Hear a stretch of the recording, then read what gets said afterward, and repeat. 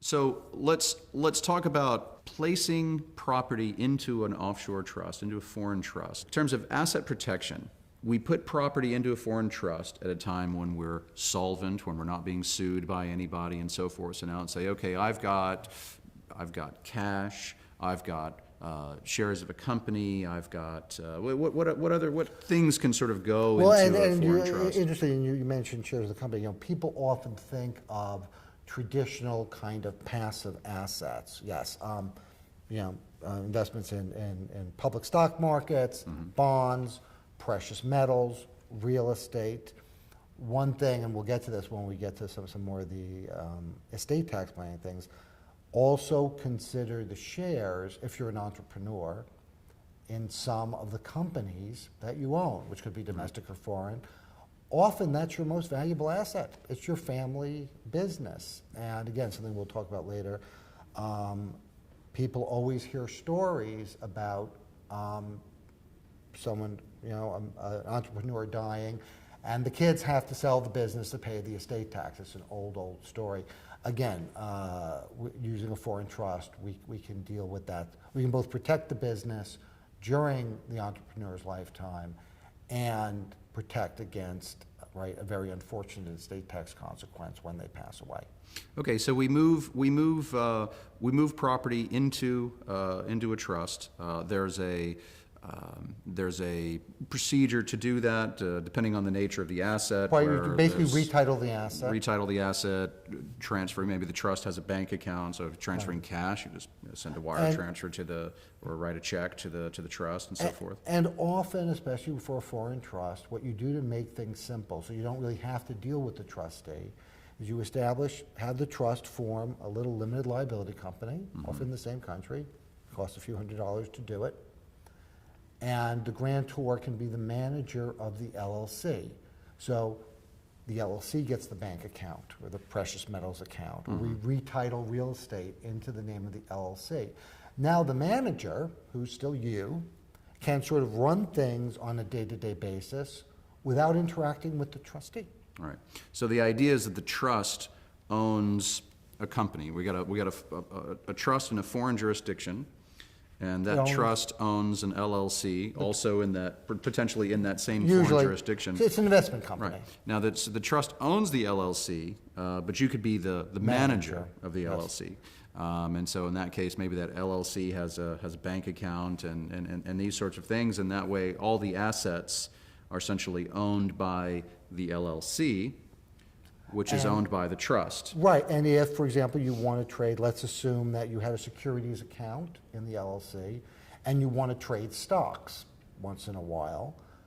Well, this is easy because now the manager just signs on to the account and does the trade and doesn't. So you can do that yourself instead of having to go through the trustee to buy and sell stocks. Now, a question you and I have discussed, and we've discussed with clients, is someone might say, oh, well, can I be the grantor, the protector, the manager of the LLC, right, and a beneficiary? To which my response usually is, as with many things in life, just because you can doesn't mean you should. I would say that strategy significantly weakens the asset protection benefits of the trust. You're simply giving a lot of ammunition to someone who is trying to argue that you have not, in fact, made any real transfer, and I would avoid that. Right. Okay, so the idea is you want to have different people, different entities in these key positions like we talked about.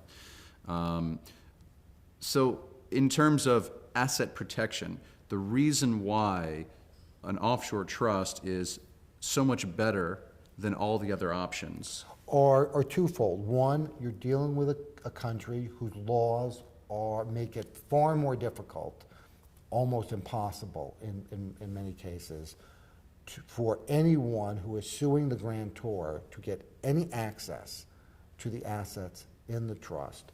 Number two, the trustee, who is a person, usually a company, located in that jurisdiction, will not, there are exceptions, will not be subject to the jurisdiction of courts in the most common places where the grantors are coming from, which would be countries like the United States, the UK, Canada, that sort of thing. So there are companies that do not have operations or assets there, do not conduct operations. And so It's very difficult for them to be compelled to do anything. to do anything. You got some and guy sitting on an island somewhere, so, right, doesn't come to the U.S., So doesn't have business in the U.S., the company has no operations in the U.S., it becomes very difficult to compel that person. right. And even if the person trying to compel them is someone like a federal judge in the U.S., gaining jurisdiction over that person is difficult, and they may again have to petition the court in the local country, which is likely to be a long, difficult, and unsuccessful exercise. Okay, so in terms of asset protection, if you are solvent, not being sued and so forth, and you move property, funds, cash, shares, a business that you've started, and so forth, into a foreign trust, becomes very, very difficult for that property and so forth to be at risk, so to speak, if at some point down the road somebody does decide to sue you. What is your view on placing domestic assets into a foreign trust?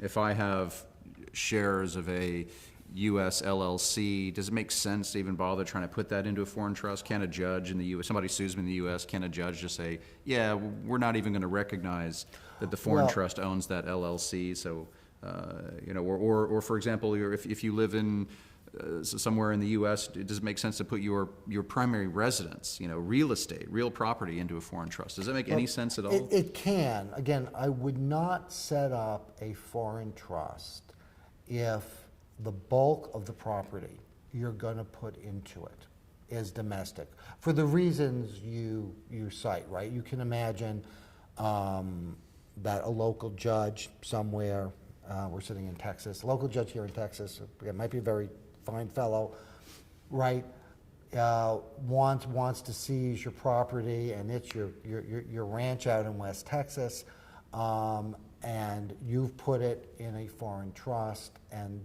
so some otherwise nice fellow from the local sheriff's department shows up at your front door with an order from the judge saying we're seizing the property. Yeah, and you saying, no, but it's my foreign trust. Exactly. That's just not going to hold up. Well, let's see. He's probably got a shotgun. You've got a piece of paper, and I think we know who wins that argument every time. Right. Now, you do have the ability. I don't want to not be too light about it. You then could go to a court, including a court in the U.S., and make the argument that they have no right to take it because it's in a foreign trust. And a good judge, assuming the system, we have the rule of law still prevailing, would recognize that argument. But we've shifted the burden now, right? It's they take it, and you've got to argue to get it back. And spend a lot of money and resources. And spend a lot of money and have no guarantee of success, right? Because the judge will have a lot of flexibility in looking at the circumstances, as opposed to a foreign asset where that judge or the local sheriff simply can't get it at all, and so it's safer. So the idea is that a foreign trust makes sense if the assets can be offshore, which means cash is an easy one because you can obviously move cash overseas. Companies, investment accounts, and so forth. Many of these things can be set up overseas.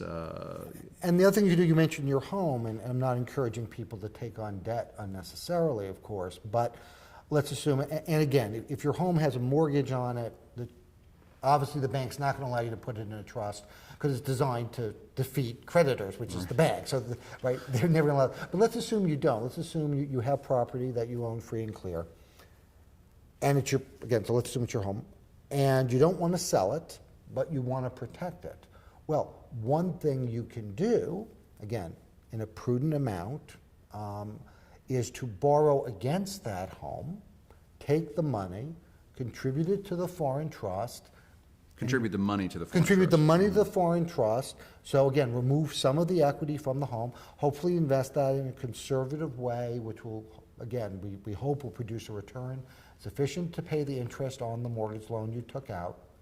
And now you're still living in your house. You haven't borrowed money and spent it. Only the government's silly enough to do that. You've borrowed the money. You've invested it wisely. And now you've protected, maybe half of the value of your home that way without So disrupting. there certainly are ways Absolutely. to do that, where you can achieve benefit from assets that you own domestically, but achieve asset protection benefit from the value of those by using a foreign trust. Let's shift gears then. So just kind of to review where we are up to this point, and we're talking about a trust is that relationship to place property on behalf of beneficiaries into the responsibility and the trust of trustees. We have the grantor or settler, we have the trustee, we have the beneficiary, we have the trust agreement, we have the trust protector, and we're talking about offshore jurisdictions that have superior laws which favor the debtor as opposed to the creditor, and there are several of these out there in the world, not necessarily a one-size-fits-all solution. There are several of these, and they do change from time to time.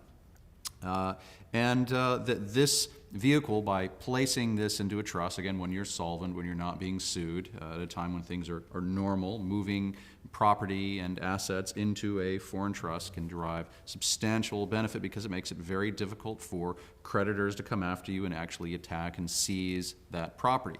As we look further down the road in life, it becomes very uncertain what's going to happen 5, 10, 15 years from now. These are the sorts of things that give you a substantial sort of umbrella insurance policy in many respects, because we don't know what's going to happen, but it puts a substantial blanket of protection over the things that not only you have right now, but where those assets are going. Imagine even if you have a business right now that's worth X, 10 years from now it might be worth 100X. And so if you can move that X into the trust now, and it's worth 100X 5 years from now, and then maybe 5 years from now, something happens. Now it's worth so much more than it was today. Imagine, how much more better off you're going to be if somebody comes after you when the business is worth so much more. Again, but it's been in there for 5 years. Yeah, it's been there for 5 years. It becomes extremely difficult for somebody to argue, oh, he did that because he knew 5 years ago he knew that he was. I mean, it's a ridiculous argument. It's a ridiculous argument. It's not going to hold up, exactly. Pretty much anywhere in the world at that point. So that's it becomes a very, very powerful tool for asset protection. It's one of the reasons we call it the Rolls Royce of asset protection.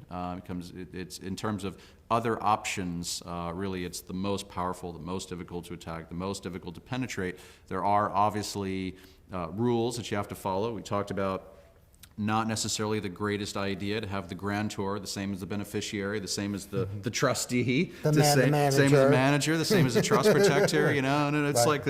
It's like a one-man show, on vaudeville. It just doesn't. Something like that doesn't really make sense. Do it proper, create it and build it in the right way. And the other thing I would say, and we'll get to this in a little bit, is it is also the most flexible in terms of allowing you to do things which you would normally do in a domestic context.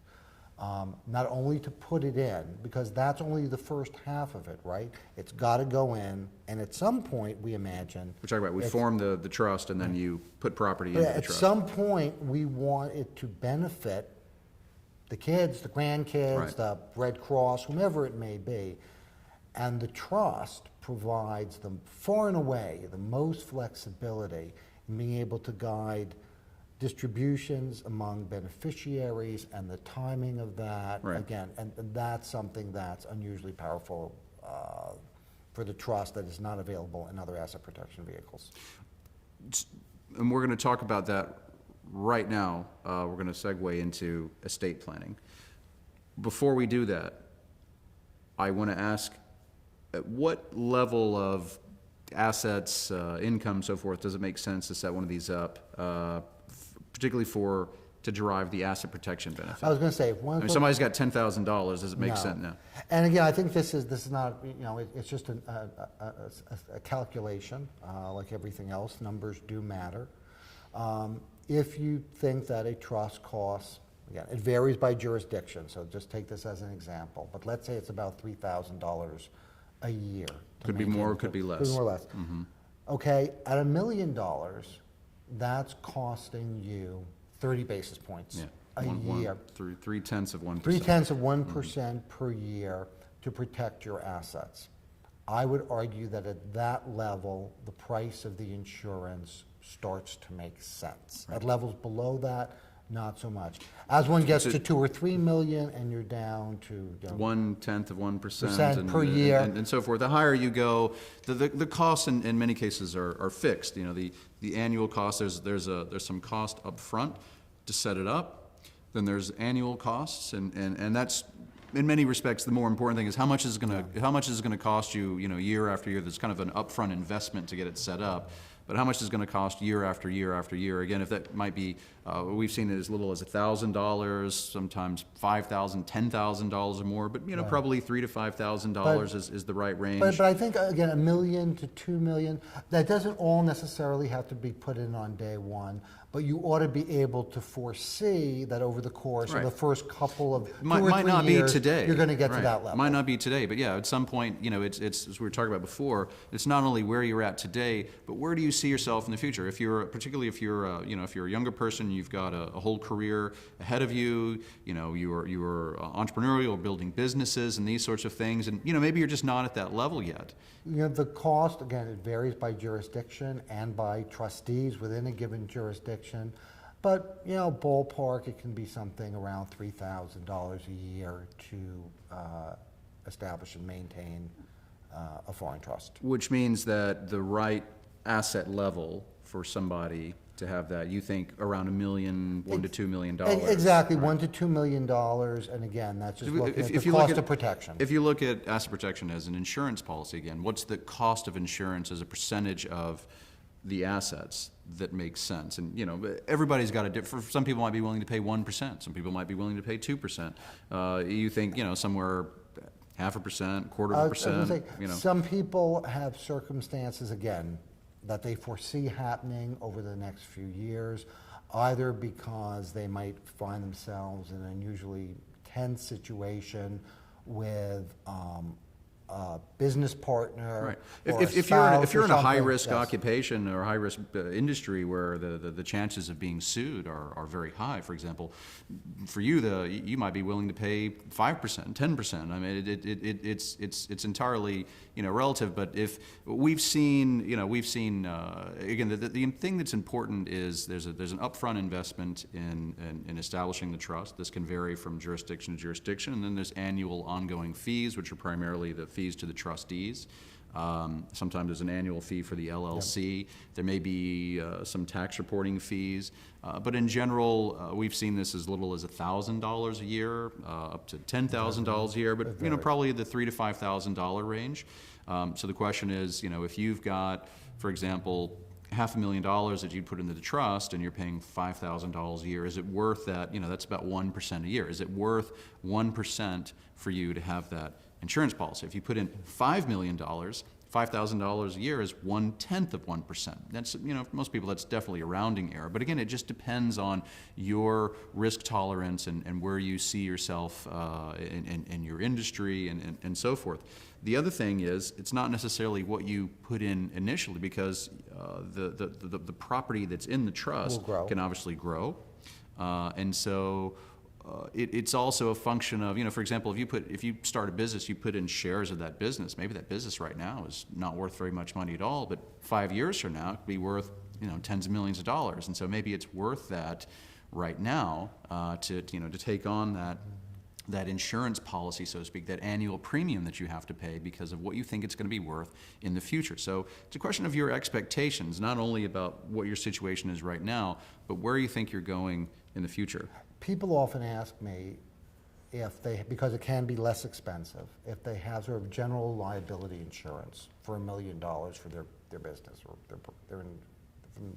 themselves individually, does it still make sense to have a foreign trust? And I would argue that, again, general liability insurance can be a very useful tool. It tends to address a much narrower range of circumstances than a foreign trust. It's sort of the traditional tort situation. Someone comes and, again, if you're a restaurant owner, someone has come to your restaurant, they get ill afterwards, may or may not be your fault, and you look to your general liability coverage to take care of that. Right. What it doesn't protect against, obviously, are all the other things that we talk about, which is, again, government agencies, whether it's the IRS or the EPA or somebody else, or a much wider range of personal circumstances. So I would say general liability insurance, fine. Is it a substitute for a foreign trust? Not at all, especially given the estate planning elements that one can build into the foreign trust.